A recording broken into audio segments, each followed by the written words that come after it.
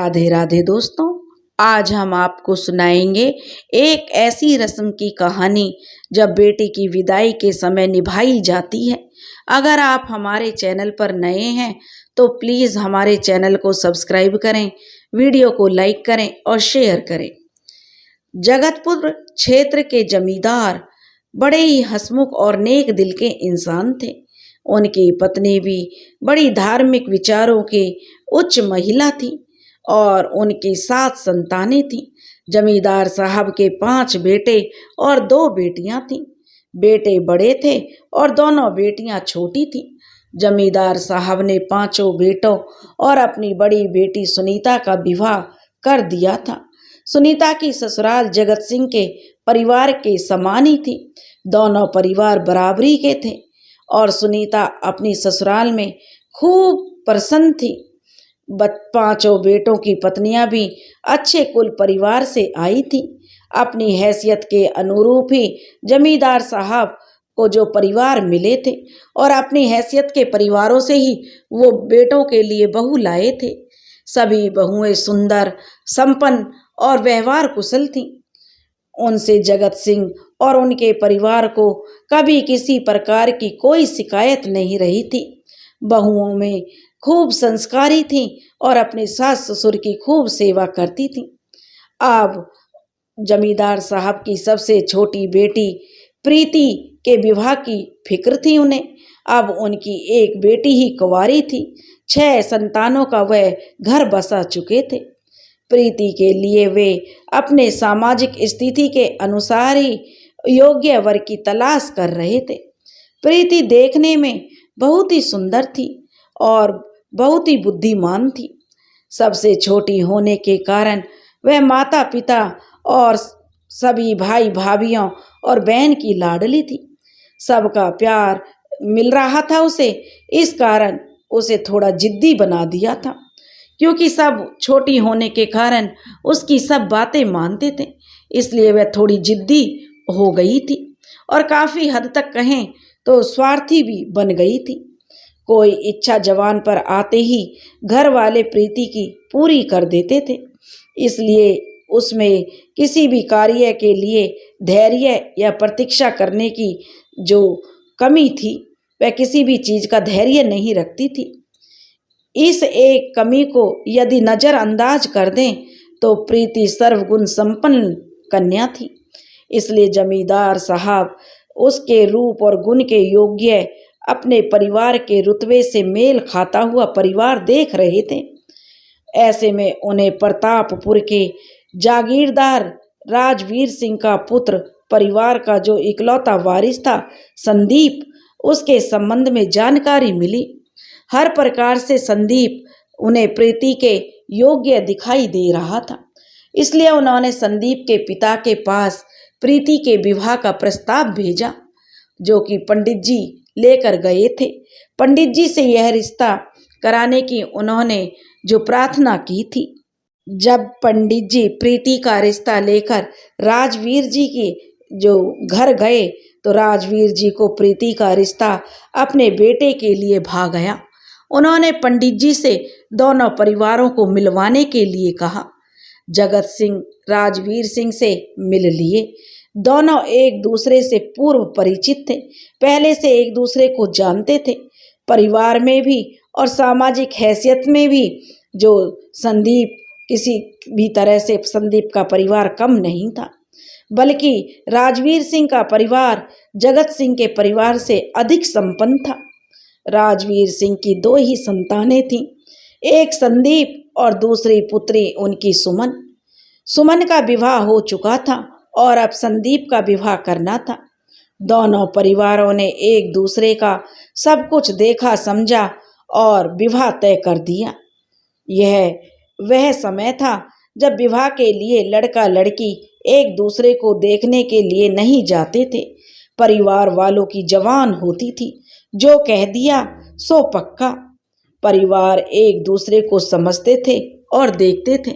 यहाँ भी दोनों के पिता ने परिवार की हैसियत, प्रतिष्ठा और सभ्यता और संस्कृति देखी और विवाह तय हो गया। लड़की और लड़के के विषय में उनके पिताओं ने जो भी बताया उसे ही सही मान लिया। संदीप और प्रीति की शादी धूमधाम से हो गई। विवाह के बाद विदाई भी हुई। विदाई के समय एक बड़ा ही महत्वपूर्ण कार्य होता है, लड़की की खोइंचा देने का।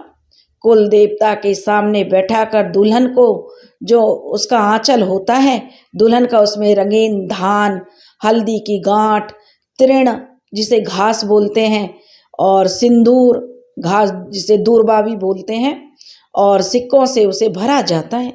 इसका अलग ही महत्व होता है। जो दूर्बा होती है वो जीवन में हरियाली का प्रतीक होती है। धान संस्कृति और संपन्नता की निशानी होता है। हल्दी सुख और वैभव का निशानी होती है और साथ में अमंगल का नाशक भी होती है। सिंदूर लड़की के सौभाग्य का प्रतीक होता है और सिक्के माँ लक्ष्मी का प्रतीक होता है, जो बेटी रूपी लक्ष्मी को उसके जीवन में सुख और वैभव की कामना करते हुए आशीर्वाद के रूप में दिया जाता है। इन सब से दुल्हन के आंचल को भर दिया जाता है। रिवाज है कि यह सारी सामग्री खोइंचा खोलने वाले को मिलती है। खोइंचा आशीर्वाद होता है दुल्हन का। परिवार अपनी हैसियत के अनुसार खोंच में संपत्ति देता है, परंतु यह संपत्ति होती है उसकी जो इसे खोलती है। ससुराल में अधिकतर लड़की की जो विवाहिता ननंद इसे खोलती है, और अगर नंद नहीं होती है तो उस स्थिति में जेठानी खोलती है खोइंचा। प्रीति का खोइंचा उसकी ननंद जो सुमन को खोलना था, और उसके खोइंचा में जो कुछ भी होता वह उसकी ननंद जो सुमन को मिलता। प्रीति की विदाई के पहले जगत सिंह ने बेटी की विदाई में उसके खोइंचा में 7 गांव दिए। भारतीय संस्कृति में बेटी को दान दहेज देने का रिवाज है, जो हर पिता अपनी हैसियत के अनुसार अपनी बेटी को देता है, तो प्रीति को भी उसके पिता ने अपनी हैसियत के अनुसार दहेज दिया था। परंतु खोइंचा का तो अलग ही महत्व और रिवाज है, इसलिए उन्होंने खोइंचा में 7 गांव देने की जो इच्छा जाहिर की, और उन्होंने निर्णय लिया कि वह अपनी की बेटी की खोंच भरने के लिए 7 गांव देंगे, और उन्होंने 7 गांव के दान पत्र बनाकर बेटी की खोइंचा में डाल दिए। सभी जगह जगत सिंह की प्रशंसा हो रही थी कि देखो, उन्होंने बेटी की खोंच में 7 गांव डाल दिए हैं। पिता ने बेटी को दहेज तो दिया ही है, खोइंचा में भी 7 गांव दे दिए। परंतु प्रीति यह जानकर बहुत चिंतित हो गई। वह अपने पिता को मना करने का उसे समय ही नहीं मिल पाया, क्योंकि जब भी वह अपने पिता को सोचती कि कोई अवसर मिले, लेकिन उसे कोई अवसर अपने पिता से बात करने का नहीं मिला, क्योंकि खोइंचा देते समय उन्होंने 7 गांव के दान पत्र लाकर जो खोइंचा में डालने के लिए जो और सामग्री रखी थी उसके साथ रख दिए थे। माँ ने खोइंचा देते समय उस दान पत्र को प्रीति की खोइंच में डाल दिया था, लेकिन अब प्रीति सोच रही थी, इतनी बड़ी संपत्ति उसकी ननंद को चली जाएगी, तो कुछ ऐसा करना चाहिए कि इतनी बड़ी संपत्ति उसकी ननंद को नहीं जाए। परंतु करे तो क्या करे, वह सोच नहीं पा रही थी। फिर कुछ सोचकर प्रीति ने एक निर्णय ले लिया। वह विदाई से पहले अपने कमरे में गई और अपने कमरे में से 21 सोने की मोहरें निकाली और उसने अपने खोइंचा में डाल लिया, और खोइंचा से गांव के जो दान पत्र थे उसे निकालकर अपने कमरे में छिपा कर रख दिया।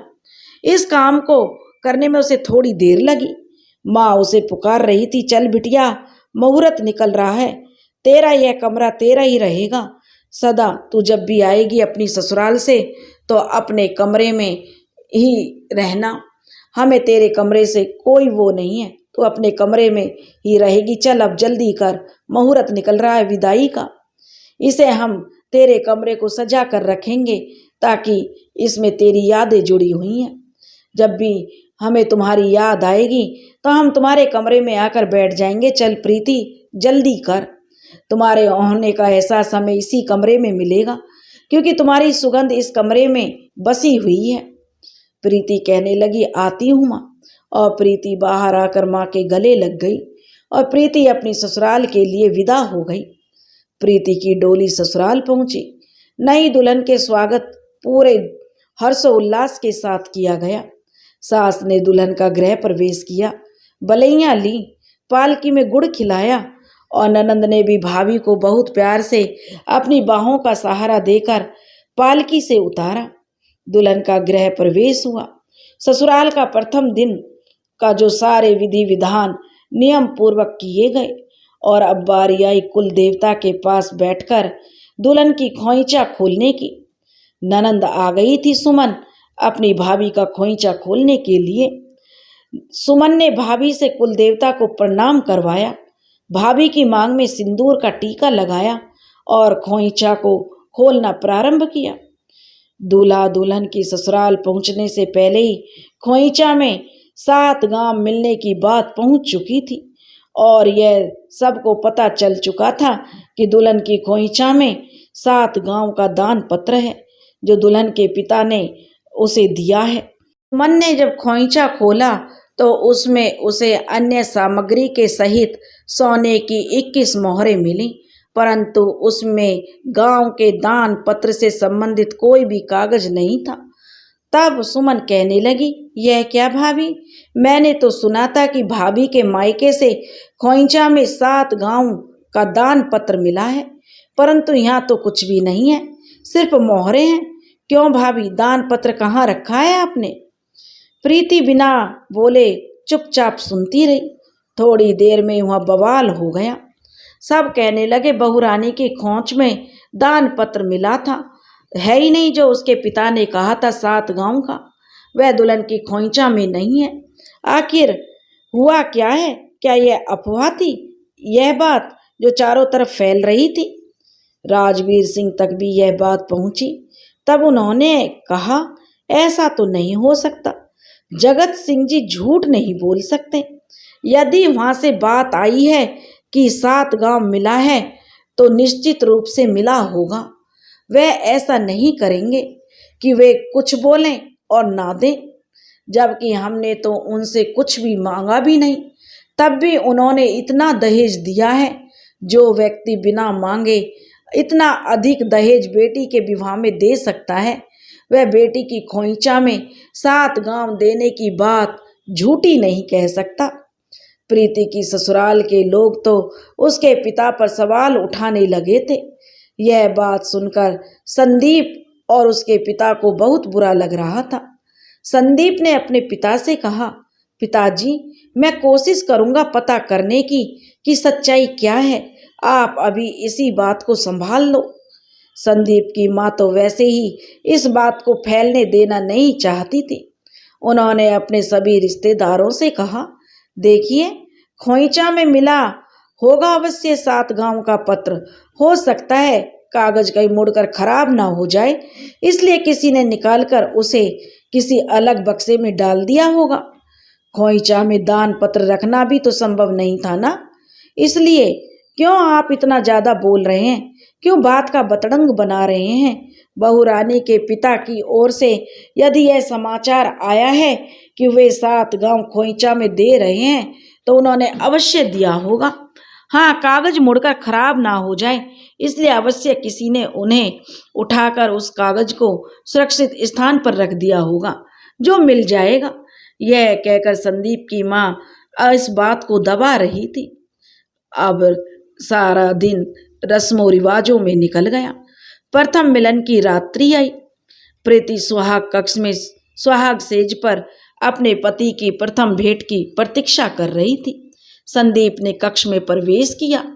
संदीप ने प्रीति का घूंघट उठाया और बहुत प्यार से उसे अपने पास बिठाकर कहा, प्रीति, तुम बहुत सुंदर हो और मैं बहुत भाग्यशाली हूँ कि मुझे तुम जैसी पत्नी मिली। तुम्हारी जिम्मेदारी अब बहुत अधिक हो गई है, क्योंकि अब तुम पर 2 परिवार की जिम्मेदारी आ गई है और तुमसे 2 परिवार जुड़ गए हैं। तुम्हारी प्रत्येक जिम्मेदारी का जो पूरा करने में मैं तुम्हारा पूरा सहयोग करूंगा। प्रीति, कभी कोई ऐसा काम नहीं करना जिससे हमारे परिवारों की गरिमा पर कोई आंच आए। प्रीति ने धीरे धीरे से जवाब दिया। मैं प्रयास करूंगी कि मैं परिवार की गरिमा को बनाकर रखूं। संदीप कहने लगा, प्रीति, जहां तक मुझे मालूम है तुम्हारे खोइचा में 7 गांव का दान पत्र मिला था। उसे कहाँ रखा है तुमने? या फिर माँ जी ने कहीं संभाल कर सुरक्षित रख दिया तुम्हारे खोइचा से?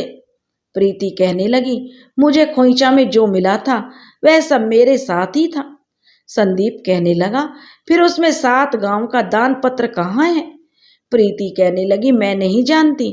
मुझे जो कुछ मिला था खोइचा में वह सब मेरे पास ही था। मैं तो इतना जानती हूँ कि इसमें से कुछ भी माँ ने निकाल कर कहीं और नहीं रखा। संदीप कहने लगा, तो क्या तुम्हारे पिता ने झूठ बोला था? उन्होंने झूठ कहा था मुझे।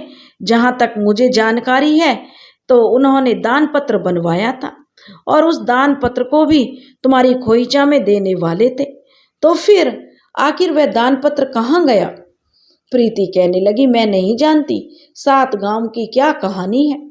संदीप बोला, तुम समझ रही हो प्रीति, वह दान पत्र नहीं मिलने से तुम्हारे पिता और तुम्हारे पूरे परिवार की बदनामी होगी, हमारे यहाँ के परिवार की भी होगी। और यह समाचार तो अब सुमन की ससुराल तक भी पहुंच गया है कि उसे अपनी भाभी की खोइचा में 7 गांव का दान पत्र मिल रहा है। यह प्रीति 3 खानदान के सम्मान की बात हो गई है अब। और मुझे विश्वास है कि मेरे ससुर जी कभी भी झूठी अफवाह नहीं फैलाएंगे और ना ही वो झूठी अफवाह उन्होंने फैलाई होगी। अगर बात फैली है तो उन्होंने दिया भी अवश्य है। इसलिए अच्छा होगा प्रीति कि तुम वह दान पत्र मुझे दे दो। उन 7 गांव से होने वाली आय से कई गुना अधिक संपत्ति हमारे यहाँ है। हम अपने कर्मचारियों को वेतन देते हैं। यहाँ की संपत्ति की तुम अकेली मालकिन होगी, क्योंकि मैं परिवार का इकलौता वारिस हूँ। तुम्हें किसी तरह की किसी भी वस्तु की कमी नहीं होगी। तुम उस 7 गांव का लालच मत करो प्रीति। प्रीति कहने लगी, क्या आप समझते हैं वह दान पत्र मैंने रख लिया है? संदीप कहने लगा, समझने या सोचने की बात नहीं है प्रीति, मुझे पूरा विश्वास है वह दान पत्र तुमने ही निकाला है और तुमने उसे कहीं रखा है, क्योंकि तुम वह देना नहीं चाहती हो। तुम उस 7 गांव का लालच मत करो प्रीति और वह दान पत्र निकाल कर दे दो सुमन को। हमारी और तुम्हारे मायके की मर्यादा भी रह जाएगी। प्रीति, तुम्हारे इस एक कृत्य से 3 परिवार प्रभावित हो रहे हैं। यहाँ का परिवार, तुम्हारे मायके का परिवार भी, और दोनों की मर्यादा बचाना अब तुम्हारे हाथ में है प्रीति। परंतु प्रीति को नहीं देना था और उसने नहीं दिया। उसने संदीप से साफ कह दिया, आप सही कह रहे हैं संदीप जी, पिताजी ने 7 गांव का दान पत्र दिया था, लेकिन वह 7 गांव जो मेरे पिता ने दिए थे वह मैं अपनी ननद को क्यों दे दूं? वह मेरी संपत्ति है, मेरा स्त्री धन है, मेरे खोइचा में मिला है, उसे मैं स्वयं रखूंगी। है तो सही सोने की 21 मोहरे खोइचा में, दे दीजिए सुमन दीदी को, उसे तो उससे ही संतुष्ट होना चाहिए। संदीप कहने लगा, सुमन के पास संपत्ति की कमी नहीं है प्रीति, तुम्हारी उन स्वर्ण मोहरों के लिए भी वे लालायित नहीं है और ना ही उसके अंदर कोई लालच है और ना ही वह 7 गांव के लिए उसके अंदर चाहत है उसे। परंतु यह सम्मान की बात है, उसे देने से उसकी ससुराल में, तुम्हारी ससुराल में और तुम्हारी मायके दोनों का सम्मान बढ़ता है कि देखो सुमन के मायके में भाभी का खोइचा खोलने से 7 गांव मिले हैं। इस सम्मान से अधिक कुछ भी नहीं है। इसलिए मैं अभी भी कह रहा हूँ प्रीति कि तुम वह दान पत्र दे दो। तुम कहो तो मैं मेरे नाम से जितनी भी संपत्ति यहाँ पर है वह सब तुम्हारे नाम लिख देता हूँ। वह सारी संपत्ति तुम्हारी होगी, परंतु वह 7 गांव तुम सुमन को दे दो। इतने पर भी प्रीति तैयार नहीं हुई। संदीप को अब गुस्सा आने लगा था। उसने कहा कि तुम सुमन को मैं उसके ससुराल वालों की दृष्टि में गिरने नहीं दूंगा प्रीति। वह मेरी बहन है, उसका सम्मान हमारा सम्मान है। मेरा तुम्हारा संबंध उसी दान पत्र पर अब निर्भर करता है।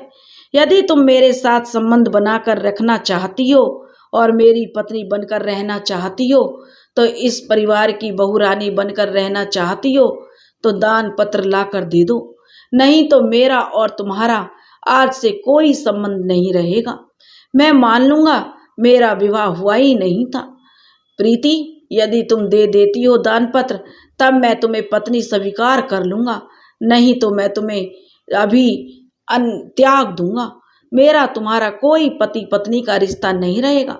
तुम सोच लो अच्छी तरह से और फिर बताओ कि तुम्हारा क्या विचार है। यह कहकर संदीप सुहाग कक्ष से निकल गया और दुल्हन को छोड़कर। प्रीति ने बहुत विचार किया संदीप के प्रस्ताव का, लेकिन उसे लग रहा था 7 गांव बहुत बड़ी संपत्ति है। इतनी बड़ी संपत्ति की मालकिन वह सिर्फ खोइचा खोलने के कारण सुमन को क्यों बना दे। प्रीति सोचती रही और वह इसी निश्चय पर पहुंची कि वह दान पत्र अपनी ननंद सुमन को किसी भी स्थिति में नहीं देगी। और संदीप का क्या है, आज नहीं तो कल वह मुझे स्वीकार कर ही लेगा। उन्हें अपनी भूल समझ में आएगी तब अपनी बात से हटना ही होगा। विवाह तो हो ही चुका है, वह कितने दिन भाग सकते हैं मुझसे। प्रीति सभी विचारों को झटक कर बिस्तर पर लेटकर आराम करने लगी और फिर उसे नींद ने आ घेरा। प्रीति 1 सप्ताह ससुराल में रही। प्रत्येक रात एक बार संदीप प्रीति के कमरे में आता और उससे अपना एक सवाल दोहराता, वह दान पत्र सुमन को दे रही है या नहीं। प्रीति की तरफ से कोई भी सकारात्मक उत्तर उसे नहीं मिलता तो संदीप वहां से वापस चला जाता। आज प्रीति के मायके जाना था पग फेरे के लिए। विदा करवाने उसके भैया आए हुए थे। उसके विदा की तैयारी हो गई थी। उसकी विदाई के समय संदीप एक बार फिर उससे मिला और उसने कहा, प्रीति, मैं अंतिम बार तुम्हारे सामने अपना प्रस्ताव रख रहा हूँ। वह दान पत्र तुम सुमन को दे दो। प्रीति कहने लगी, मैंने कितनी बार आपसे कहूँ वह मेरा है, वह मेरा स्त्री धन है, मैं उसे किसी को नहीं दे सकती।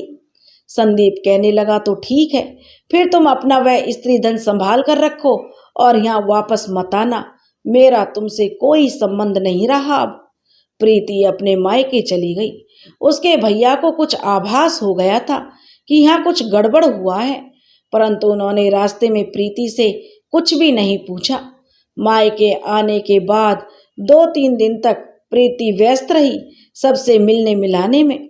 उसके बाद उसके भैया ने उसे अपने पास बिठाकर पूछा, प्रीति, तुम्हारी ससुराल में मुझे ऐसा क्यों लगा कि सभी जैसे कुछ छुपा रहे हैं, मुझसे कुछ बताया नहीं। वे कुछ असहज लग रहे थे। उनका व्यवहार भी मुझे कुछ ठीक नहीं लग रहा था। कुछ बात हुई है क्या वहाँ जो हमारे लिए सही नहीं है? बताओ प्रीति, क्या बात हुई है? प्रीति कहने लगी, कुछ नहीं भैया, आप चिंता ना करें, वह मेरा मामला है, मैं सब देख लूंगी। अपने भैया के लाख समझाने की कोशिश करने पर भी प्रीति ने कुछ भी अपने भैया को नहीं बताया और ऐसे ही धीरे धीरे 1 महीना बीत गया। प्रीति की ससुराल से किसी भी तरह का कोई समाचार नहीं आया, ना ही कोई प्रीति को लिवाने आया। पिता और भाइयों को लगने लगा कुछ तो ऐसी बात हुई है जो सही नहीं है। प्रीति से बात करने पर उसने उन्हें कुछ नहीं बताया। ऐसे में उसके भैया ने आमंत्रण भेजकर संदीप को घर आने के लिए बुलाया। संदीप के आने के लिए व्यवस्था का बहाना बनाकर जो संदीप ने मना कर दिया कि वह नहीं आ सकता। इस तरह भी जो दिन बीतते रहे और 6 महीने का समय बीत गया। अब माता पिता भाई भाभी सभी चिंतित हो गए। आखिर कारण क्या है? क्यों बुलवाने पर भी संदीप आते नहीं हैं, ना ही कोई समाचार भेजते हैं और ना ही प्रीति को लेने के लिए कोई संदेशा आता है। बेटी को स्वयं से भेजें तो कैसे भेजें उसकी ससुराल? ऐसी स्थिति में जगत सिंह जी ने अपने बेटों को जो प्रीति की ससुराल भेजकर सारी जानकारी लाने का आदेश दिया।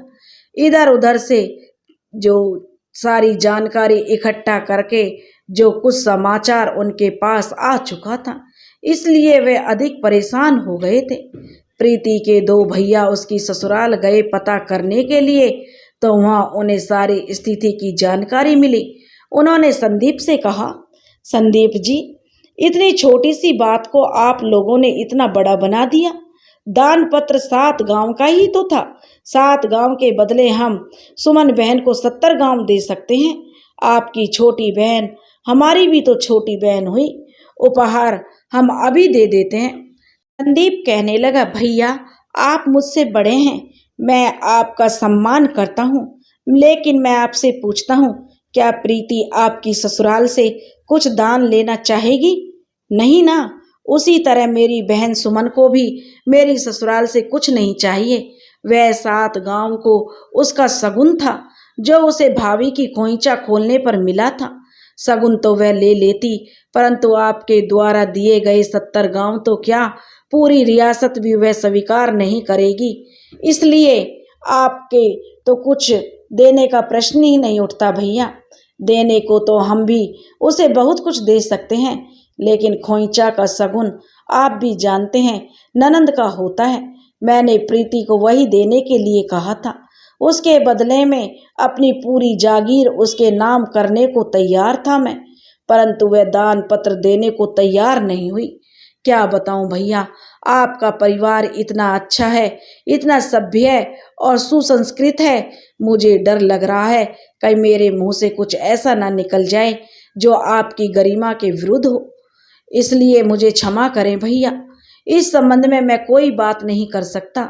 मैंने जाते जाते भी प्रीति से कहा था वह दान पत्र दे दे, परंतु उसने नहीं दिया। वह मेरा प्यार हमारे दाम्पत्य को ठोकर मारकर चली गई। उन्हें हमारे दाम्पत्य से अधिक प्यारे वो 7 गांव हैं। इसलिए मैं भी उसे लाने में असमर्थ हूँ भैया। आप ही उन्हें बता दीजिएगा। अब उनका इस घर या मुझ पर कोई अधिकार नहीं है। इसलिए कुछ दिन में मेरा दूसरा विवाह हो जाएगा। मेरे विवाह के बाद उनकी जो प्रीति की वापसी का रास्ता भी बंद हो जाएगा। और सुदीप वहाँ से उठकर अपने प्रीति के भाइयों से क्षमा मांगकर चला गया। दोनों भाई हैरान से बैठे रह गए। यह क्या कर दिया प्रीति ने? अपने हाथों से ही अपना जीवन बर्बाद कर लिया। कितना प्यारा पति, इतना चाहने वाले सास ससुर, जिन्होंने इतना कुछ होने के बाद भी उसके पास एक भी शिकायत की बात स्वयं नहीं कही और उन्हें वह ठुकरा रही है। प्रीति के ससुर से जो प्रीति के भाइयों ने कहा, आप थोड़ी प्रतीक्षा कीजिए और हमें थोड़ा समय दें, हम प्रीति को समझाकर मामला सुलझाने का प्रयास करते हैं। प्रीति के ससुर ने कहा, हम भी यही चाहते कि यह मामला सुलझ जाए और सुमन को तो वह तो सब कुछ भूलकर भाभी को इसके लिए क्षमा भी कर चुकी है। उसने तो अपने भाई से भी कह दिया है कि वह भाभी को अधिक दबाव ना दे, उसे नहीं चाहिए खोइंचा का उपहार। परंतु संदीप ने उसे अपने स्वाभिमान का प्रश्न बना लिया है। आपके यहाँ जा भी तो नहीं रहा है। मैंने उससे बात भी की है, लेकिन वो तैयार नहीं है। उसकी बात को भी मैं गलत नहीं कह सकता जी। जब ऐसी छोटी सी बात में बहुरानी का इस तरह का व्यवहार करके संबंध तोड़ गई है, तो इतने छोटे दिल के साथ एक जागीर को कैसे देखेगी? आगे समय में वह यहाँ की रानी बनेगी। रानियों को तो उदार होना पड़ता है। यदि उनका दिल इतना छोटा रहा तो अपनी प्रजा के साथ क्या वह कभी न्याय कर पाएगी? यह बातें अच्छा हो कि आप प्रीति बिटिया को समझा दें। हम अभी भी उन्हें अवसर देना चाहते हैं। विदा लेकर प्रीति के दोनों भाई वापस आ गए। घर वालों को प्रीति के बारे में जब यह सब बातें पता चली तो जैसे वो आसमान से गिरे। पिता तो यह सुनते ही आग बबूला हो गए। उन्होंने तो प्रीति को धमकाना शुरू कर दिया। प्रीति, तुम कैसे खोइंचा को अपने स्त्री धन कहती हो? खोइंचा में जो कुछ भी रहता है वह खोलने वाले का होता है। फिर खोइंचा का दान पत्र तुम्हारे कैसे हो सकता है? तुमने उस पर अपना अधिकार समझा कैसे? वह तुम्हारा तो हो ही नहीं सकता था किसी भी हाल में। इसलिए तुम वह दान पत्र अपनी ननंद को दे दो और अपनी गृहस्थी बसा लो। संदीप कहीं से भी गलत नहीं है प्रीति, उन्होंने बिल्कुल सही कहा है। तुम सोचो, यदि सुमन के स्थान पर तुम होती तो तुम्हें बुरा नहीं लगता क्या? परंतु प्रीति ने इसे अपने आत्मसम्मान की बात मान लिया था और उसने कहा, देखिए पिताजी, मुझे आए हुए 6 महीना से अधिक हो गए हैं। क्या मेरी चिंता वहाँ किसी को है? एक बार भी संदीप ने भी क्या प्रयास किया है पूछने का कि मैं कैसी हूँ, कैसे जी रही हूँ, कहाँ हूँ, कैसी हूँ? या संदीप जी मुझे लेने के लिए आए? ना ही मेरे सास ससुर ने पलटकर मेरा हाल पूछा। तो मैं अब उस घर में कैसे जा सकती हूँ? मैं नहीं जाऊंगी उस घर में। वह 7 गांव मेरे पास रहें या उसके पास, उससे मुझे कोई मतलब नहीं है, लेकिन यह मेरा स्वाभिमान है। और प्रीति ने बोल दिया कि वह नहीं जाएगी ससुराल जब तक कि संदीप उसे लेने नहीं आएगा। और वे कहने लगे, वह तुम्हें लेने नहीं आएगा तो नहीं आए, फिर मैं भी नहीं जा सकती हूँ। उसने अपने पिता को जो साफ कह दिया। प्रीति के पिता ने प्रीति को बहुत समझाया कि बेटा प्रीति, गलती तो तुम्हारी थी। उन्होंने तो अभी भी समाचार भेजा है, तुम सुमन को दान पत्र दे दो तो संबंध पहले समान हो सकता है, पर वह तुम्हें आकर ले जाएंगे। तुम अभी भी दान पत्र निकाल कर दे दो। प्रीति कहने लगी, मैं दान पत्र निकाल कर दे दूंगी, लेकिन उन्हें नहीं, आपको दूंगी। आप उसे वापस रखें, परंतु मैं अब उस घर में नहीं जाऊंगी। क्या मेरा उनका संबंध सिर्फ दान पत्र को लेकर था? उन्होंने विवाह के संबंध में कोई मान्यता नहीं दिया तो फिर मैं कैसे जाऊं? तो उसके पिता बोले, बेटी, तुमने ही कौन सी मान्यता दिया विवाह के संबंध को? संबंध तो तुमने तोड़ा है एक छोटी सी बात को लेकर। इसमें भी गलती तुम्हारी ही है। अभी भी अवसर है, बात मान जाओ प्रीति। प्रीति कहने लगी, नहीं पिताजी। लेकिन प्रीति के पिता समझाते रहे, परंतु पिता की एक बात भी प्रीति ने नहीं सुनी और वहां से उठकर वह जो अपने कमरे में जाकर बैठ गई। पिता की बातों का उस पर कोई असर नहीं हुआ। प्रीति के माता पिता और पूरा परिवार अब प्रीति से खिंचा खिंचा सा रहता था। उससे भाभियां कुछ बातचीत कर लेती, कभी कभी माँ तो उसे जब तब अपने पास बैठाकर समझाती रहती और समझाते हुए रोने भी लगती। पर बहुत समझाती उसे भविष्य के विषय में। उसकी माँ उसे समझा समझा कर जब थक जाती तो रोने लगती। वह बहुत दुखी रहने लगी थी बेटी के लिए। इसी दुखी ने जो प्रीति की माँ की जान ले ली। माँ के जाने के बाद पिता और भाई उससे और भी खिंचे खिंचे रहने लगे। वे माँ के असमय काल कलवित होने का सारा दोष प्रीति पर ही तो लगा रहे थे। कुछ दिन बाद ही खबर आई, सुदीप का दूसरा विवाह हो रहा है। एक बार फिर से प्रीति के परिवार ने उसको समझाया, परंतु उसने तो सारा दोष संदीप और उसके परिवार पर ही डाल दिया। उसके अनुसार उनका पूरा परिवार इतना लालची था, जो दहेज में इतना अधिक सामान मिलने के बाद भी संतुष्ट नहीं हुआ था। उनका लालच खत्म नहीं हुआ था और उन 7 गांव के लिए प्रीति ने से जो उन्होंने संबंध तोड़ दिया था, दूसरा विवाह करने को तैयार हो गए थे, क्योंकि यहाँ भी उन्हें तगड़ा दहेज मिलेगा। बहुत लालची हैं जो प्रीति कहने लगी मेरे ससुराल वाले। वे लोग दहेज के, धन संपत्ति के ऐसे लालची लोगों के साथ प्रीति रहना नहीं चाहती। उसके पिता और पूरा परिवार बहुत ही आश्चर्यचकित और हैरान थे, क्योंकि प्रीति कैसे आरोप लगा रही थी, क्योंकि संदीप के परिवार ने तो दहेज में मिली सारी सामग्री वापस कर दी थी। कुछ भी तो उन्होंने नहीं रखा था, सारा दहेज में दिया हुआ सामान वापस लौटा दिया था। यहाँ तक कि प्रीति के साथ गए हुए उसके कपड़ों को भी चुन चुन कर वापस कर दिया था। संदीप को मिले हुए कपड़ों को भी वापस कर दिया था। एक भी सामग्री तो उन्होंने नहीं रखी। उन लोगों ने फिर यह लड़की कैसे कह रही है कि वे लोग दहेज के लालची हैं? लालच तो इस लड़की ने किया है, इसने दिखाया है उन 7 गांव को लेकर। ऐसा कोई कैसे कर सकता है? गलती अपनी और आरोप दूसरों पर लगा दे। अपनी गलती प्रीति देख नहीं रही है इसे, परंतु इसके कुछ भी कहने से कोई लाभ नहीं होता, क्योंकि पिछले 1 वर्ष से वे लगातार प्रीति को समझाते आ रहे थे। प्रीति ने कहाँ समझ आती है, और ना ही वो समझ रही थी और ना ही वह अपनी गलती मान रही थी। वह तो सदा स्वयं को ही निर्दोष बता रही थी।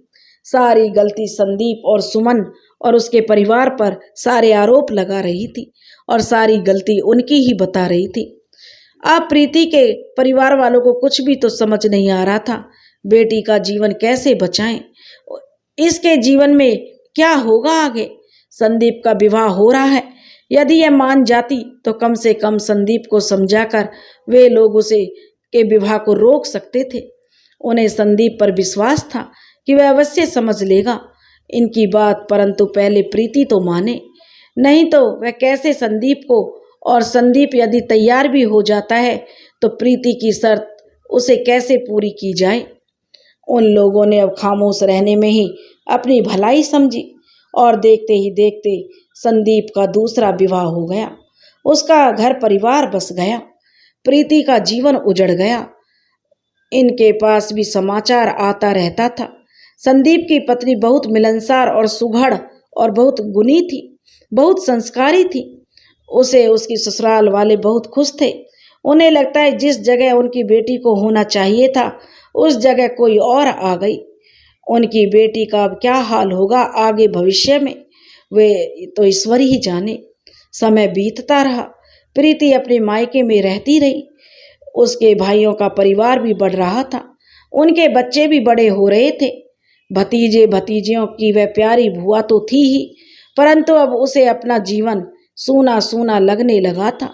अब प्रीति को अपनी गलती समझ आने लगी थी और वह अपनी जिद पर अब उसे अफसोस हो रहा था। जब घर के सारे लोग एक साथ मिलकर हंसते और इसे देखकर चुप हो जाते, भाई भाभी को एक साथ मिलकर हंसते मुस्कुराते और अपनी गृहस्थी चलाते देखती, तो एक दूसरे की परवाह करते देखती, तब उसे अपनी गृहस्थी की याद आती। उसे अपना जीवन जो खाली दिखता, सूना सूना लगता। सभी खुश थे, खुश नहीं थी तो सिर्फ प्रीति। वह बिल्कुल सही बात थी, यह होना ही था, क्योंकि भाइयों का अपना परिवार था जिसमें वे व्यस्त थे। भाभियां अपने बच्चों में व्यस्त थीं, बच्चे अपना भविष्य बनाने में व्यस्त थे। पिता मार्गदर्शक बन गए थे उनके, इसलिए अब वे प्रीति को कितनी देर अपने साथ का संभल दे पाते। उनका तो दिन रात सप्ताह माह वर्ष सब सूना हो गया था। इतने समय का साथ तो सिर्फ अपना पति अपनी संतान ही दे सकती है। उनकी जिम्मेदारियों के बीच समय कैसे कट जाता है पता नहीं चलता। यह सब तो प्रीति के पास था ही नहीं, फिर उसका समय कैसे व्यतीत होता। वह तो अब अकेली हो गई थी, बिल्कुल अकेली। उसकी सभी सखियां भी अपनी अपनी ससुराल में थी। वे कभी जब अपने मायके आती 2-4 दिनों के लिए, तो उनमें से कोई कभी तरस खाकर कुछ देर के लिए प्रीति से मिलने आ जाती, वरना प्रीति सदा अकेली रहती। अकेलेपन के घने कोहरे में जो सिमट गया था उसका जीवन। कभी कभी बगीचे में बैठती तो कभी अपने कमरे में। भाई के बच्चों के पास जाती, उनसे बातचीत कर उसे संतुष्टि का एहसास होता, पर वे भी कितनी देर प्रीति के साथ रहते। उनके पास इतना समय कहाँ था, अपना भविष्य संभालना था उन्हें। वे दिन भर व्यस्त रहते, थोड़ा बहुत समय दे पाते थे प्रीति को। अब उसे समझ में आने लगा कि उसने कितनी बड़ी गलती की थी। 7 गांव के लालच में अपना पूरा जीवन दांव पर लगा दिया था। अपना पति खो दिया, अपनी ससुराल खो दी। संदीप तो अंत तक समझाते रहे उसे, यदि उनकी बात मान लेती तो आज उसका भी अपना परिवार होता, अपना पति, अपने बच्चे होते, अपना घर होता जिसकी वह स्वयं मालिक होती। उस जागीर की वह राजा रानी होती, वहाँ की रानी होती, कितने सम्मान से वहाँ रहती। यहाँ वह मान सम्मान कहाँ जो गृह स्वामिनी का और जागीर की रानी का होता है। यहाँ कोई उसका अपमान नहीं करता था, बच्चे भी आदर करते थे, भाई भाभी भी प्रेम करते थे, परंतु यहाँ उसके पास कोई जिम्मेदारी नहीं थी। जमींदारी का काम भाई देखते, सहयोग भाभियां करती, कहीं सलाह की आवश्यकता होती तो पिता देते, उससे तो कोई राय भी नहीं ली जाती थी। इसलिए घर के नौकर भी उससे कुछ पूछने नहीं आते थे। भाई और भाभी साथ में घूमने जाते, कभी इसे दया करके अपने साथ ले जाते। प्रीति को समझ में आ रहा था वह तो बस जो अवांछित है, किसी के लिए कोई मायने नहीं रखती। यदि वह जाती है भाई भाभी के साथ तो वे बोलते तो कुछ नहीं, परंतु असहज रहते थे उसके रहने से। उनकी इच्छा होती कि अकेले जाने की, तब वह उनके साथ जाने से बचने लगी और यह पूर्ण रूप से जो अकेली हो गई और उसके जीवन में पछतावे के अलावा कुछ नहीं रह गया था। खोइचा के वे 7 गांव उसके लिए एक अभिशाप बन गए थे। 7 गांव के लालच में प्रीति ने अपने जीवन की आहुति दे डाली और उसका पूरा जीवन सूना हो गया। उधर संदीप के घर बस गया, उसके बच्चे हो गए। पत्नी तो इतनी समझदार आई थी कि उसने सारी रियासत को संभलवा लिया। अकेली बारिश थी और वहां की जमींदारनी बन गई, जागीरदारनी, और अब उसका हुक्म चलता था सारे घर पर। वह तो बिल्कुल राज रानी की तरह बनकर रहती थी और संदीप भी कब का प्रीति को भूल बैठा। उसे अब प्रीति से क्या लगाव रह गया था। उसने कभी पलटकर प्रीति को देखा भी नहीं। प्रीति अब अपनी गलतियों पर पछता रही थी, लेकिन अब पछताए क्या हो तो जब चिड़िया चुग गई खेत। घर परिवार सब समझा के हारा जब प्रीति ने नहीं मानी। दोस्तों, अगर आपको हमारी कहानी पसंद आई हो तो प्लीज़ हमारे चैनल को सब्सक्राइब करें, वीडियो को लाइक करें और शेयर करें। राधे राधे।